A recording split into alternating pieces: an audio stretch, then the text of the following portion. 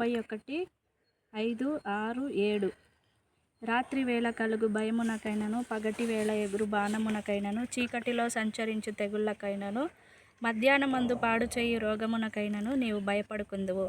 నీ ప్రక్కన 1000 మంది పడినను నీ కుడి ప్రక్కన 10,000 మంది కూలినను అపాయము నీ యొద్దకు రాదు. Praise the lord.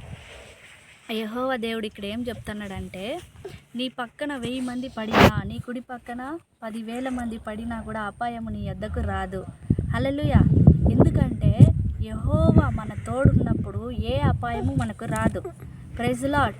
ఎందుకంటే యెహోవా వచ్చి సర్వాంతర్యామి, మన కోసం కష్టపడి మన జతలో ఉండే దేవుడు ఆయన ఏం చేస్తాడంటే మనల్ని రాత్రి పగలు రాత్రి పగలు మనల్ని చూస్తూ ఉంటాడు. హల్లెలూయా.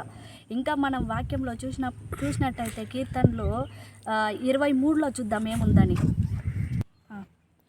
కీర్తనలు 23లో ఏముందంటే 23:3-4 నా ప్రాణమునకు ఆయన సేద తీర్చుచున్నాడు, తన నామమును బట్టి నీతి మార్గములో నన్ను నడిపించుచున్నాడు.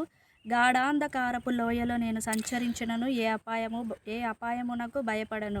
నీవు నాకు తోడైయుందువు, నీ దుడ్డుకర్రయు నీ దండము నన్ను ఆదరించును.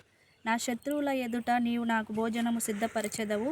నూనెతో నా తల అంటియున్నావు, నా గిన్నె నిండి పొర్లుచున్నది. హల్లెలూయా. గాఢాంధకార లోయలో నేను సంచరించినా కూడా నాకు అపాయం ఏమీ రాదు. హల్లెలూయా. ఎలాంటి అపాయం కూడా యెహోవా బిడ్డలకి రాదు. ఆమేన్. Praise the Lord. ఎందుకంటే ఇప్పుడు ఇక్కడ ఏం చెప్తున్నాడంటే, నీ దుడ్డు కర్ర నీ దండము నన్ను ఆదరించును. హల్లెలూయా. ఇప్పుడు మనం ఇంకొక వాక్యం చూద్దాం దాంట్లో ఏం చెప్తున్నాడని. Praise the lord. కీర్తనలు 121లో ఏముందంటే 121:4 ఇశ్రాయేలును కాపాడువాడు కునుకడు నిద్రపోడు, యెహోవాయే నిన్ను కాపాడువాడు. హల్లెలూయా.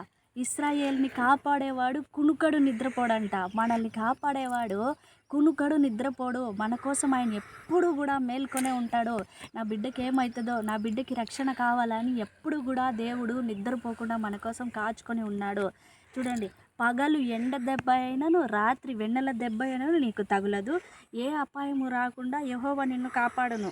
ఆయన నీ ప్రాణమును కాపాడును. ఇది మొదలుకొని నిరంతరము నీ రాకపోకలందు యెహోవా నిన్ను కాపాడును. హల్లెలూయా.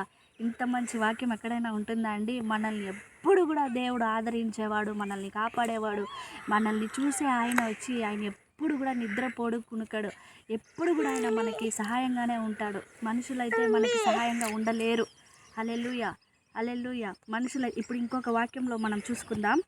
ఆయన నీ పాదము తొట్టిల్లనీయడు, నిన్ను కాపాడువాడు కునుకడు. హల్లెలూయా. కీర్తనలు 121లో చెప్తాన్నాడు. చూడండి, ఇంకేం కావాలండి మనకి? దేవుడు దేవదూతల్ని కావలించున్నాడు, మన తోడుగా ఉన్నాడు, మనల్ని కాపాడుతున్నాడు. ఆయన కాపాడేవాడు కునుకడు నిద్రపోడు, మన తోడు ఎప్పుడు ఉంటాడు. హల్లెలూయా. ఇంకేం కావాలండి?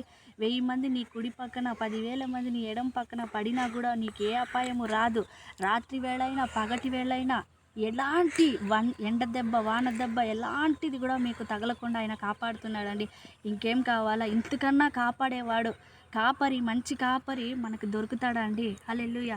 దేవుడు కృప మనతో ఎన్నడూ ఉంటుందండి. ఎప్పుడు కూడా మన యెహోవాని మనం ఆశ్రయించితే ఆయన మన తోడుంటాడు, మనల్ని కాపాడుతూ మనల్ని రక్షిస్తాడండి.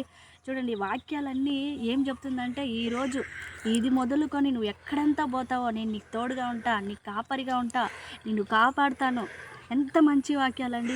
యెహోవాని మన కాపరిగా పెట్టుకున్నందుకు మనం చాలా సంతోషించాలండి. ఇంకొక వాక్యం మనం చూసుకుందామండి.